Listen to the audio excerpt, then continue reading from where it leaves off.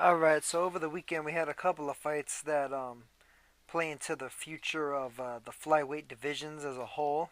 These two in particular being both strawweight or minimum weight or mini flyweight fights. Of course, there was Hickey Butler versus Byron Rojas. I haven't been able to find video for that yet, so that's the reason why I haven't made a post-fight review vid about that one yet. But once I find a video, I'll leave a review. Byron Rojas managed to upset Hickey Butler. He was a 25 to 1 underdog, so that's a significant upset. I imagine they'll probably have a rematch. But this particular video is going to be about a different fight. This one was Saul Baby Juarez versus Oswaldo Novoa to become the mandatory for the WBC champion Wanheng Menayothin. Saul Juarez went in there. These two had actually fought recently. I think it was about a year ago when they initially fought. And they fought actually before that too. Their initial fight, Saul Juarez won a pretty wide decision, dropping Novoa on his way to a decision. Their second fight actually wound up getting stopped in the first round due to a clash of heads and cuts. So this fight, of course, happened in order to run it back for that second one. And Saul Juarez basically just pretty much outboxed Oswaldo Novoa. Man, he was able to gauge distance really well as the shorter fighter. Saul Juarez is barely over 5 feet tall. He's a little guy. That's the reason why they call him baby.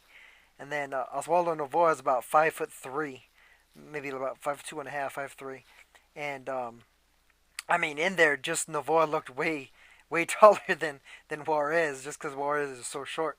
Novoa, funny enough, was actually the former WBC champion at 105. He had won the title against Zhang Xiaochong again in China. He knocked Chong out, and then he wound up losing that title to the guy that's the champion right now, Wanheng Menayothin. Menayothin had stopped him, if I remember correctly, after the ninth round.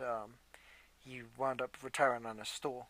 But here, he looked like he was game. He was trying to land on Juarez, but Juarez was just too quick for him, too slick for him, and Juarez was able to just get in and out. Bob when he had to, weave when he had to. He changed levels really well. Used his shortness to his advantage as opposed to it being a disadvantage, where he was able to get Novoa leaning in, and he was able to take advantage of that and land combinations on Novoa, especially a lot of left hooks to the body and left hooks to the head following up. He did that very nicely. And Juarez won by the scorecards of 99 to 90, 98 91, and 97 92. He wound up getting a point taken, I think it was in the eighth round, if I remember correctly, for a head clash that happened between he and Novoa that opened up a cut over Novoa's left eye.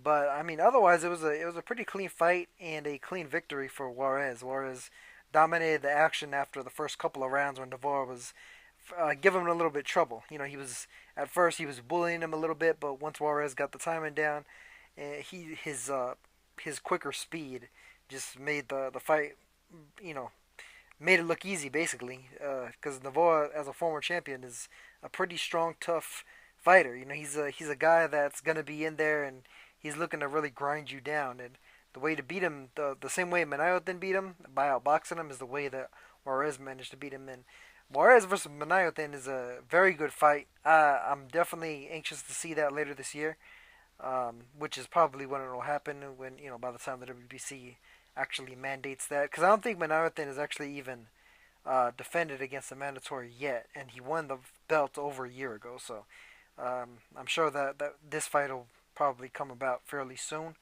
It should be a good fight. I'd say Menayothin should probably still be favored. He's a sharper fighter. Um, he tends to throw his punches a little bit more intent, but then again, that can also be a negative too, because Juarez, like, he'll throw like some of the arm shots, but it's like he won't throw them with such an intent that he gets himself into trouble and he gets himself out of position. He's usually in a very good position to get himself out of danger and move back, kind of jump out the way and reset.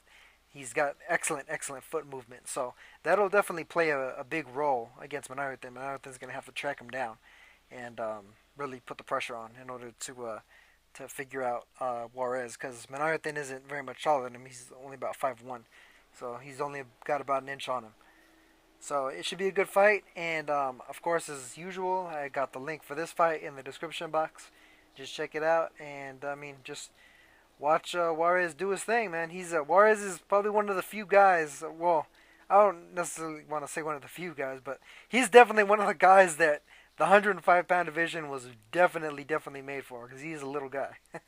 He's barely over 5 feet tall, and I mean, even just looking at his physique, he doesn't even really look like he's just like super lean or anything. So, I mean, he's a good fighter though. He's very solid, good technique, good skills, very quick, and he's just pretty good quality. So go ahead, check it out, and I'll hit you on the next one.